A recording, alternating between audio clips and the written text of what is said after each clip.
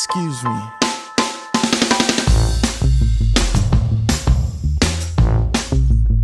Yeah.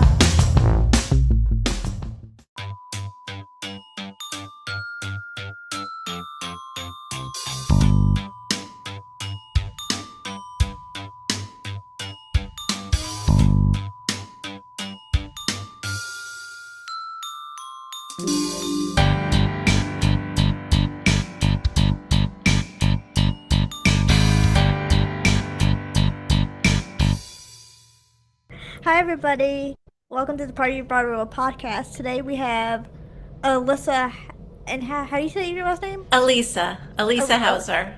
Hauser, Alisa Hauser. Um, so, um, for people discovering you for the first time, how do you describe the difference between the different hats you wear in theater and music? Um, yeah, so I was a performer. I still consider myself a performer, although I don't perform that often. But I did have a career in New York with 3 Broadway shows and did the thing, and it was a magical part of my life. I am an educator first right now. I'm an assistant professor of music theater at Florida State University and the College of Music. I co-run the music theater program, so I'm in charge of the BM, and then my colleague Lauren Hutton-Gillis is in charge of the BFA. What else do I do? I'm a lyricist and book writer. Did the BMI workshop and had some success with some writing. I still write, not as often as I like to. What else do I do? I'm a mom, which I take great pride in. Yeah. Mom is the important hat, the very important hat. Yeah, Mom is the first hat for sure. yeah, Although my yeah. boys, starting in the fall, will both be out of the house, which is crazy, Mm. and in college. So yeah. So then you've worked as a performer, lyricist, educator, and director. Which role feels most creatively fulfilling to you right now? Um, I would say being an educator. Mm, Yes, it feels. I love my job. I love my students. It's extremely fulfilling to watch them on their journeys in their 4 years mm, of education. And I feel so lucky and honored that I get to be a part of that. mm, I get to teach all the voice lessons for the juniors and seniors in our program. And so, there's that special thing about a one-to-one voice lesson where it's more than just a voice lesson, but it's really a mentorship. Um, so yeah, I would say that. Although, mm, I still get so much joy from writing, mm, from lyric writing. Oh, and the other thing I do is a lot of new works development. So I run mm, our new works program called Preview at FSU, and I'm involved in NAMT, the National Alliance for Musical Theater, do a lot mm. of things for them. And so that's sort of like another hat that I wear. So then going back to what you said, because you said that you were also a musical theater performer, Hmm. correct? Yes. Yes. So what originally drew you to musical theater? Yeah. My earliest memory is seeing a musical, a production of Godspell, probably when I was like 6 or 7. And I don't remember much about it except for the feeling of looking at that and going, what is this? And I want to be a part of it.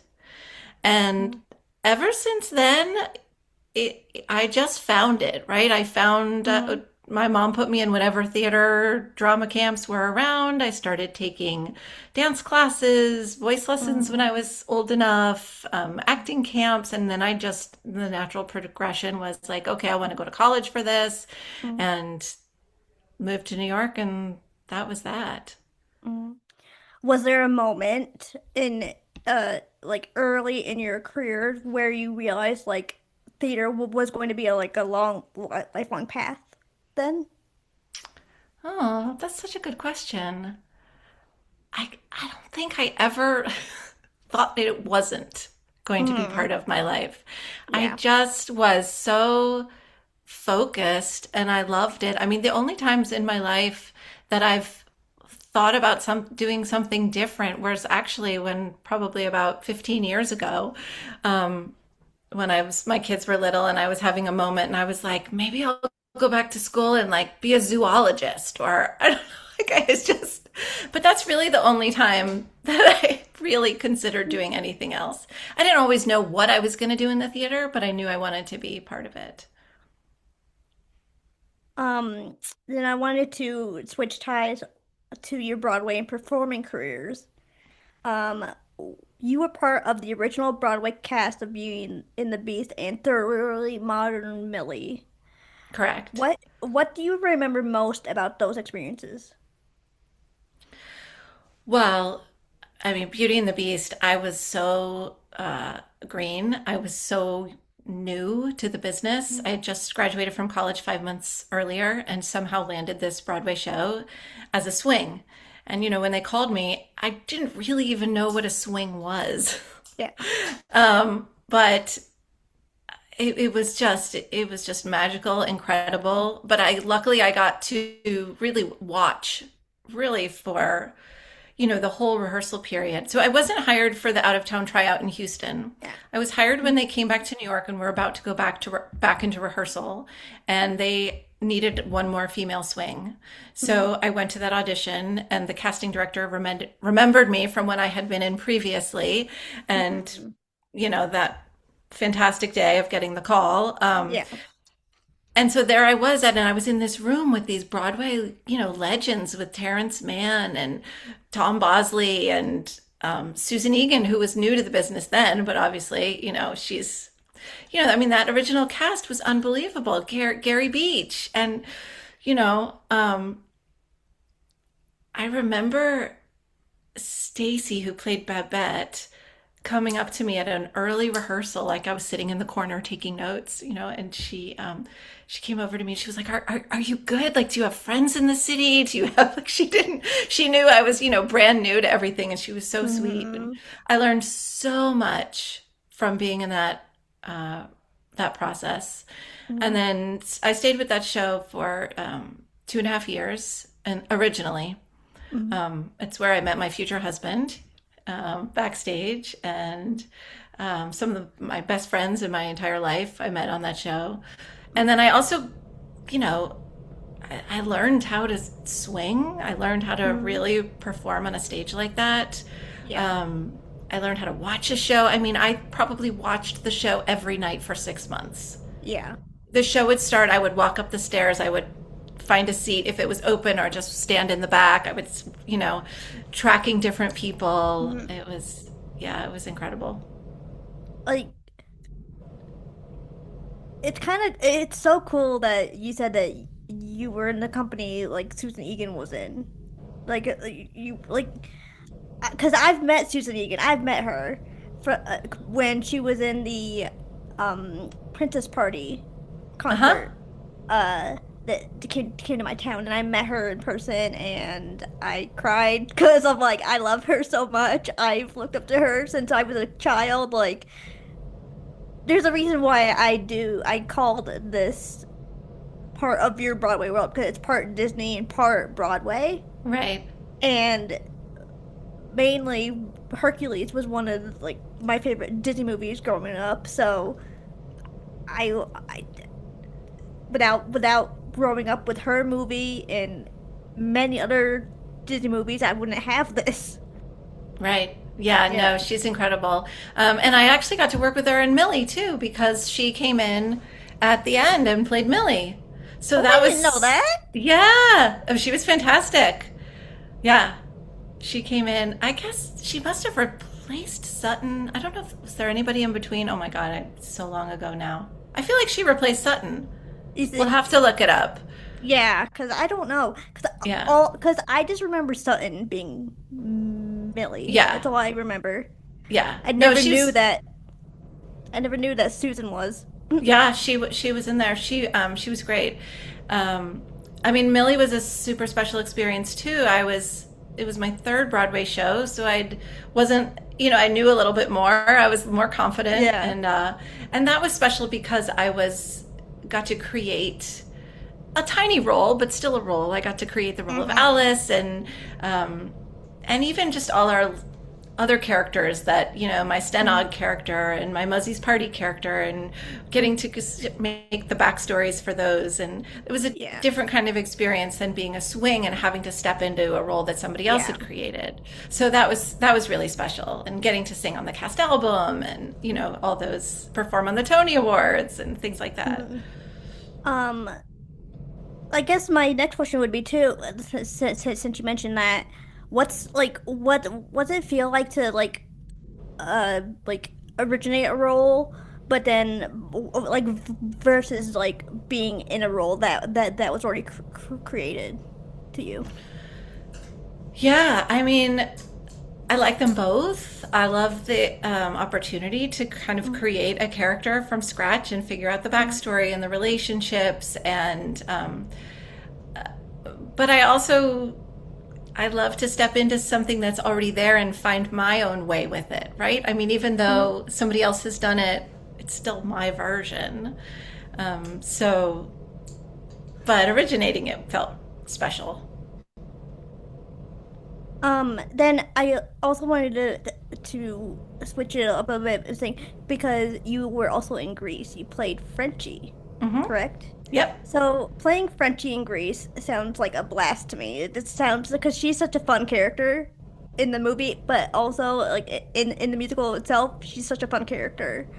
What was your favorite part of stepping into that role?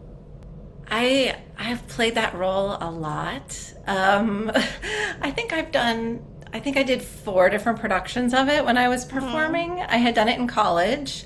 So when I auditioned, and I always played the same role. And when I auditioned for the tour, the national tour, I was really familiar with the role and the character already. Um, but it was such a great part because you have a part, you have a role, you're a principal, and yet it's very low stress because Frenchie doesn't have a song.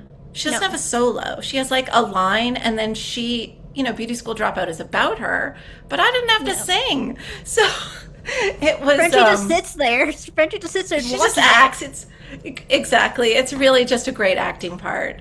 Yeah. So yeah, I mean it was such a fun and relatively easy job. I could do that. Yeah. I could have done that role forever. So I did the tour for 6 months, and then I got moved to the Broadway production and did the last, I think it was 9 months till it closed at the Eugene O'Neill.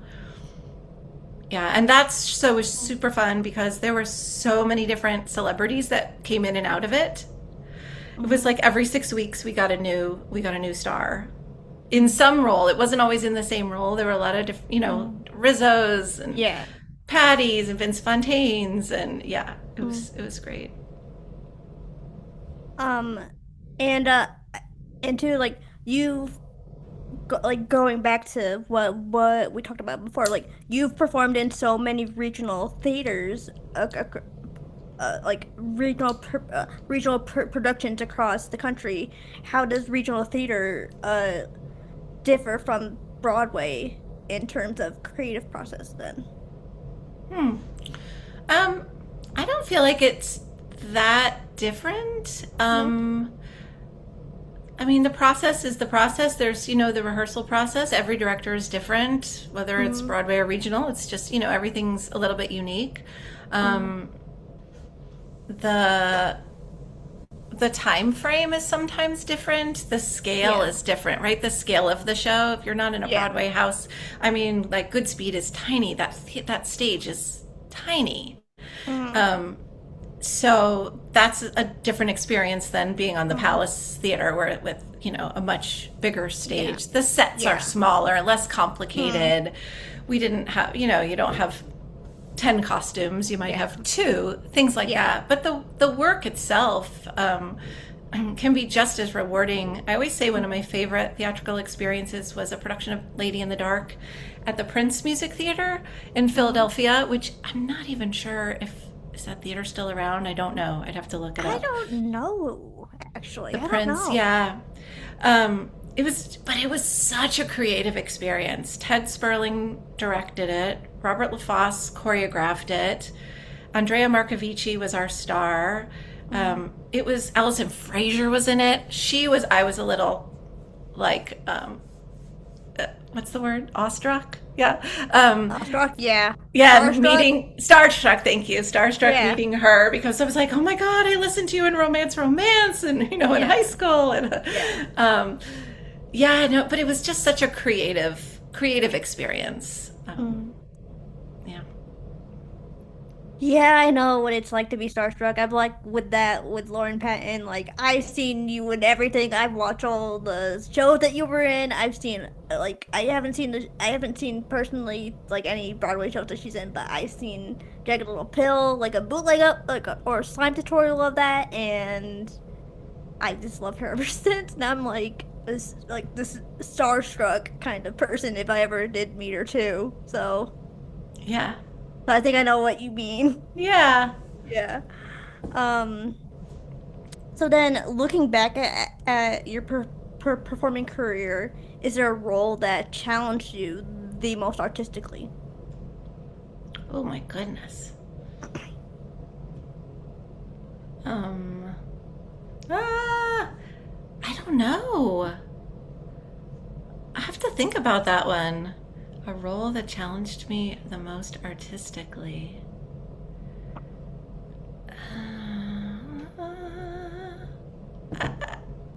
I guess I haven't done very complicated roles. I can't really think of anything. That's an answer. It's fine. That's a good answer. All I could think of some writing projects that were challenging, some mom Yeah. moments, some educator moments, but yeah, performing when I think about it that way is easier. And right, it's Yeah. sort of like Yeah. you go to the audition, you get the job, you show up, you do this job, you go home. Yeah. Yeah.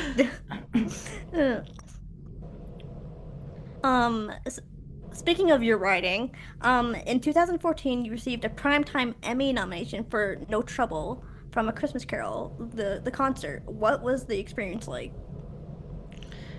I mean, getting the Emmy nomination was a little bit crazy. I don't really work in television that much, Mm, so it was very unexpected, and it was quite a thrill. I loved writing that show. I loved working on that show. It was really a special experience, and then going out to LA and going to the Emmys and was, I mean, mm. it was. I don't even know how to describe it. I mean, it's what you imagine. It was like walking Yeah. down the red carpet, and the best part of the story is that we didn't win, Mm, but the man who won, you probably have heard of, mm. and it was Lin-Manuel Miranda. Yeah. He was nominated in our category for an opening number to the Tony Awards that he had written, I guess, the previous year. I think that Neil Patrick Harris sang.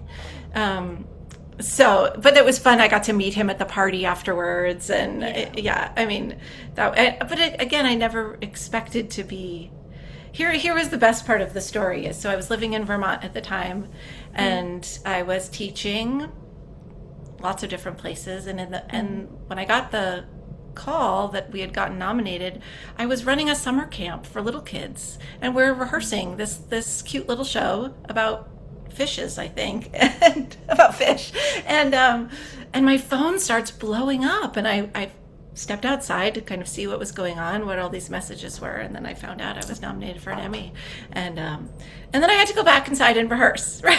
Like it was, but that was the After best. hearing the news, you gotta stay focused. And so I went in, and the kids were like, "What happened? What happened, Alisa?" I said, "Well, I just got nominated for an Emmy Award." And they said, "What's an Emmy?" So, and that was perfect. That was the perfect response. I was like, "You're right. Let's get back to work here." What's an Emmy? This is wide-eyed children. Just like, Yeah. oh, you don't know. You don't know anything, do you? But it's fine. I mean, the work we were doing in that room, honestly, is just as Yeah. important, right? I Yeah. mean, Yeah. yeah. Um, so then how did you like approach adapting such a well-known story like A Christmas Carol into a symbolic theatrical experience? Well, my writing partner, Bob Christensen, called me and he said, "Hey, what do you think about adapting A Christmas Carol?" And I said, "There's been so many versions of it." I said, "I don't really want to do it." And he said, "Just go read it, just go read it." So I drove over to the bookstore and I bought a copy and I read it and I was like, okay, let's talk about this. So we did it. We did it originally for the Baltimore Symphony, and that's where it was first done. I had two performances for the Baltimore Symphony. I think that's, yeah. I think when we wrote it, we didn't write it for them, but Bob had a connection to the conductor. So if I'm remembering things correctly, we knew that she was going to be able to hear it. And anyway, that's how that happened. And then it got filmed for PBS, and that's how the Emmy happened. But yeah, no, I really wasn't sure at first because there'd been so many productions, and I didn't want to do yet another. But I think Yeah. we found a way into it that felt, you know, new, and it had a really nice life. I mean, it still gets done every now and again at different orchestras, Yeah. but yeah, it was great. So then also you've collaborated with several award-winning composers. What makes a great creative partnership between a lyricist and a composer? Yeah, I mean, a great collaboration. It Mm. takes effort. It takes being open. It takes best idea wins. Meaning, not just like I have to do it this way, but Yeah. there's a real give and take when it works really well. And I love that creative partnership. I really don't like working totally alone.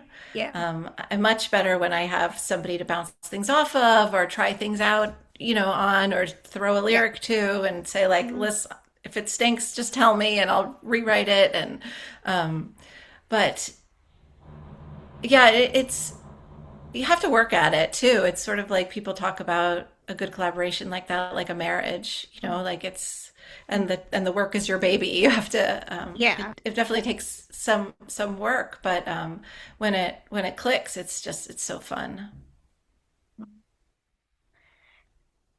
And then I'm gonna switch sides again, because you also wrote Disney Channel's Johnny and the Sprites.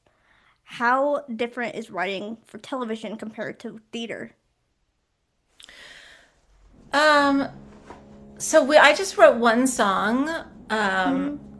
and for that, and it was a great melding of worlds because John Tartaglia, who played Johnny in Johnny and the Sprites, was a Lumiere in Beauty and the Beast. So that's how I met him. And I talked to him about my writing and his show, and he said he hooked me up with a music director who said, well, write a song on spec for us and we'll see, meaning like write a song and we'll see if we like your writing. And so Yeah. I was writing with a man named Steven Sislin at the time. And so we wrote a spec song, they liked it, and then we got the actual job to write this one song, Mm-hmm. My Lucky Day. uh, it was different. I mean, there were different parameters because there were certain rules that we had to follow. What we sort of for Yeah. television for Disney. Yeah. So that was a little bit different, but the actual writing of the song kind of felt like we were just writing a theater song. So Mm-hmm. it wasn't that much different. But yeah, that was fun. And then I got to visit the set. So that was cool. Mm-hmm. Um, like, was writing for like a younger audience creatively freeing in a way? I mean, it was easy because I had little kids at the time. So it was sort of I watched a lot of kids' TV at the time, a lot of Yeah. cartoons, Yeah. but it is, I've always found that really fun. I sort of, as a person, I have a very silly sensibility. So, Mm-hmm. um, in some ways, even though I wear a lot of grown-up hats, I don't always feel like I've grown up. Yeah. So I really enjoy that kind of writing. Mhm. So then I wanted to, go and talk about your teaching and mentorship. So if I'm not mistaken, you're currently an assistant professor and program director at Florida State University, correct? Yes, correct. What do you enjoy most about mentoring young performers? I mean, I love seeing them develop. I Hmm. love contributing to their development, seeing the changes that happen, seeing the light bulb moments, seeing them get excited about the work. Um, Nobody likes the difficult times, but seeing them Yeah. come out of it Hmm. is really wonderful, and seeing where they can end up in 4 years is just Hmm. uh, it's it, it's really exciting. I still to this day, I mean, a student called me 2 days ago, 3 days ago. He texted me to say like, Lisa, you have to call me. I have news. He wanted to tell me about a job, Yeah. and he's even graduated. But it was just so much fun. I'm so invested. I can't wait to see Mhm. them in their Broadway shows. Mhm. So then, like, how has teaching influenced the way you think about performing and storytelling then? Yeah, because it makes you look at the performing and the storytelling from the other side. Yeah. Um, and in a much more analytical way than I would as a Mm. performer. As a performer, I mean, I knew how to analyze the text, but I always performed more sort of instinctually. But this, I make my students break everything down. Who Mhm. are you singing to? What do you want? What's the objective? What are your tactics? And so um, it's fun to see it from all different sides. And then I also see the text as a lyricist and a book writer too. So I, you know, tend to notice what works. Why does this work? Yeah. Why does this work really well and this song doesn't work? Well, maybe it's Yeah. because the rhymes don't really work. It doesn't fall, the scan's not right. And so, yeah, it Mhm. sort of all comes together in that way. And I think that only helps me as an educator. Mhm. So then, um, sorry, it's lost my place for a minute. What are some common misconceptions students have about pursuing a career in musical theater today? I would say that they sometimes think success is going to come really fast. It's going to happen immediately when they think they're going to graduate, they're going to get an agent, and they're going to be on Broadway in 6 months. And Hmm. for some people that happens, but for most Hmm. performers, it takes longer than that. Hmm. Um, there's a lot of performers out there these days. There's a lot of musical theater programs, and the market is pretty flooded with hugely talented people. So they, it's our job to kind of teach them that this is a long term goal. This is Hmm.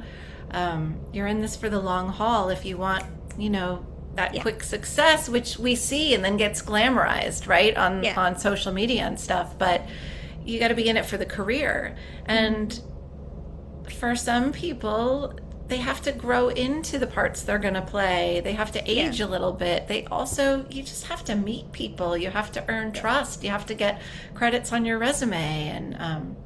And you have to just put in the work. I Hmm. mean, the work. I make them keep practice logs for their voice lessons. Nobody likes it, but I just want them to see that like you have to put in the work and oh, you got better. Why? Oh, you Yeah. practiced, right? It's like it looks so glamorous when we just see other people at the finish line, but we don't Hmm. see the practice. All of our favorite celebrity musical theater performers, they're practicing. At least hope most of them are, Yeah. right? So, yeah. Um, so then doing my research for this interview and stuff, I found out you've trained in somatic voice work. How has that shaped your approach to vocal training? It's been a huge influence on my voice teaching.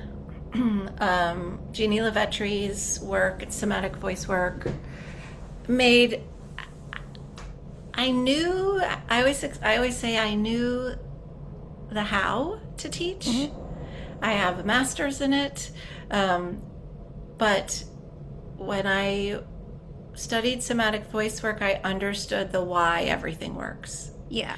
And that was huge because then I was able to hear things and piece it together, understanding why, and then being able to know what to do next.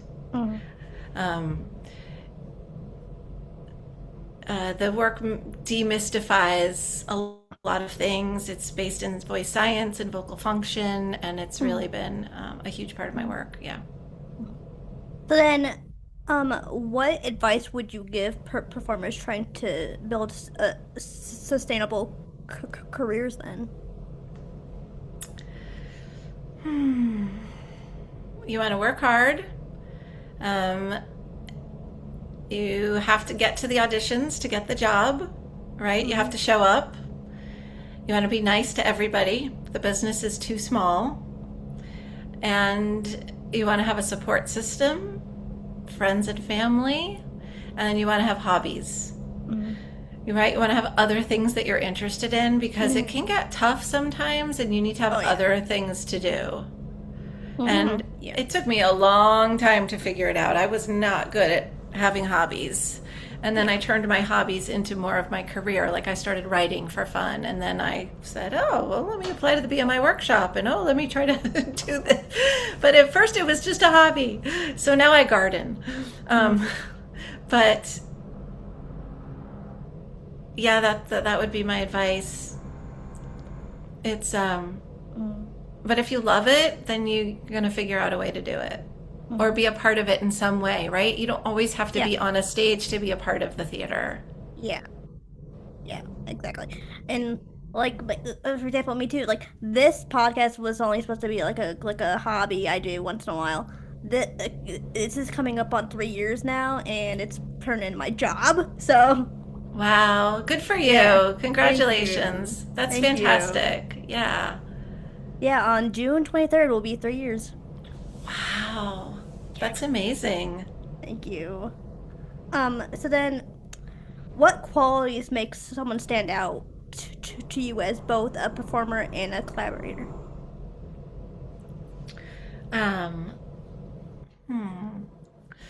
mean, the basic things are like show up when you say you're going to show up and stick to the deadlines and communicate if you're not going to hit a deadline.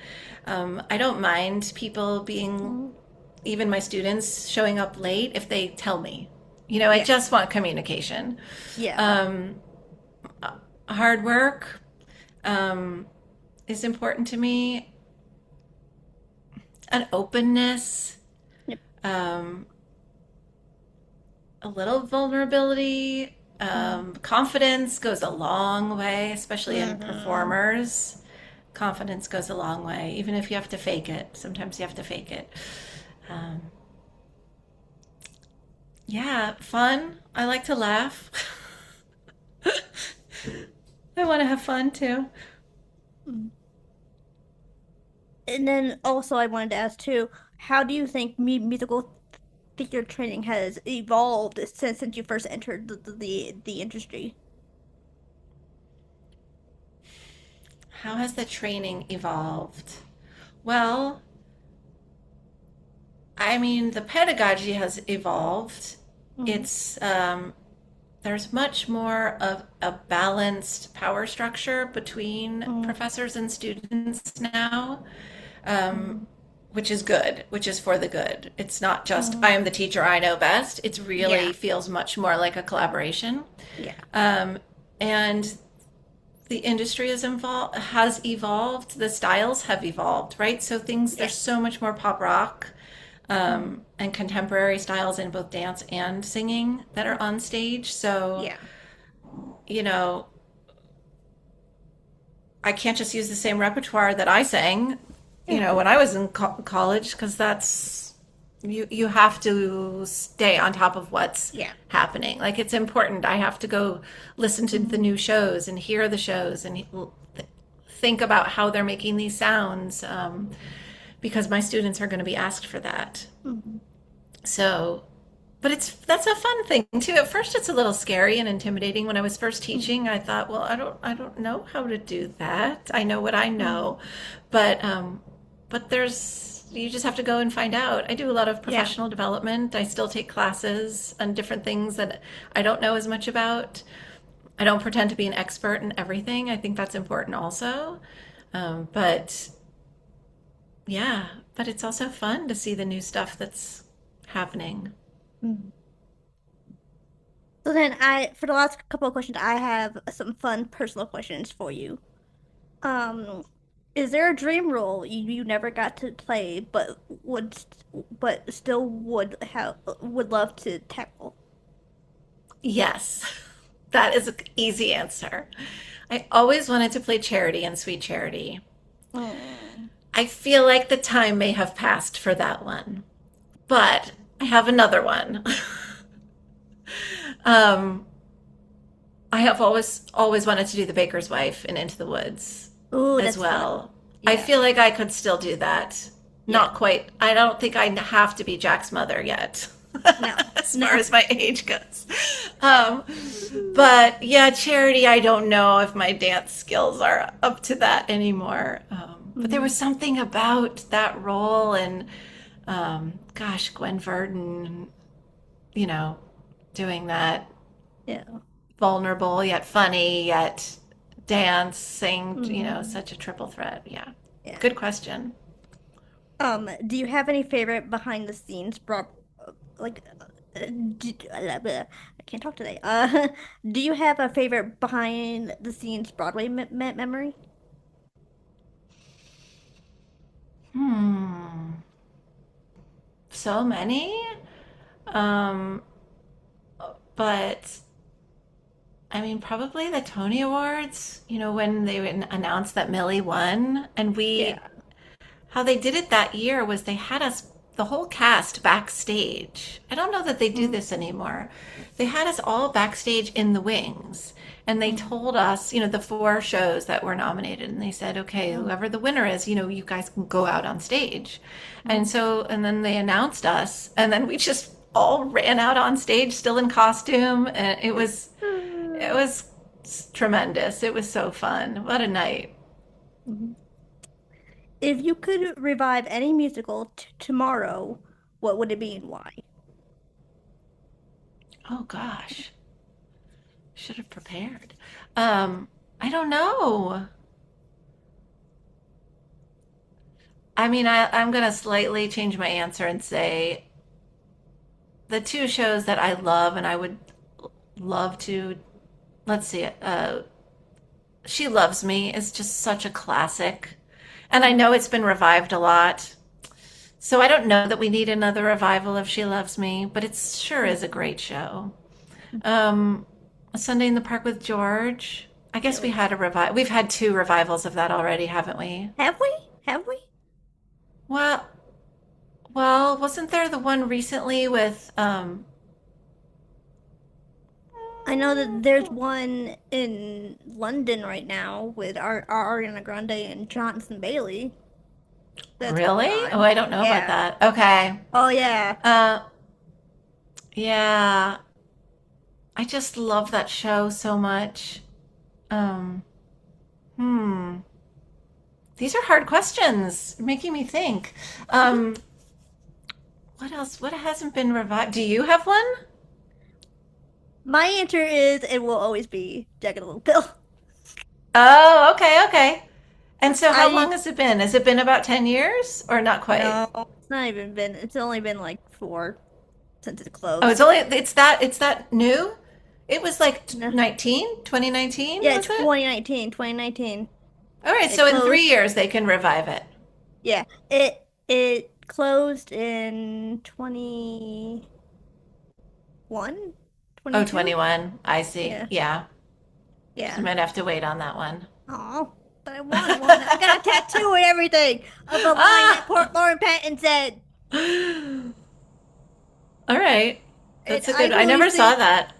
I only seen the tour. I seen it like the tour like 3 times, but I want to see Fantastic. the actual people. I want to see the main people, not the tour cast. I want the Okay. actual All people. right. Okay. So who are you going to cast in your revival?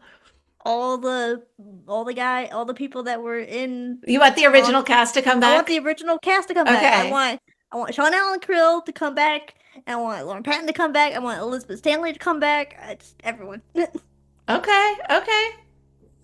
uh so then my last question.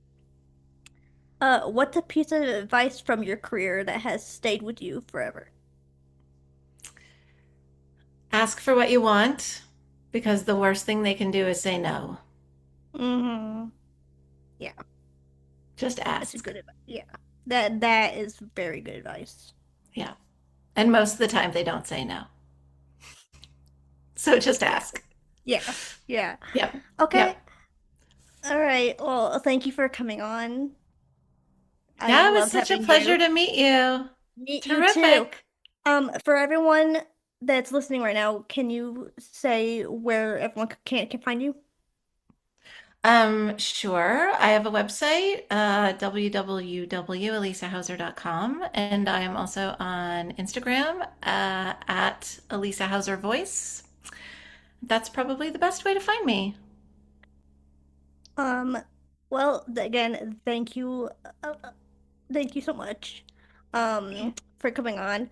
I had such a blast. I had so much fun. So with that being said, we are off, and I'll see you Eternal Stars later. Bye, guys.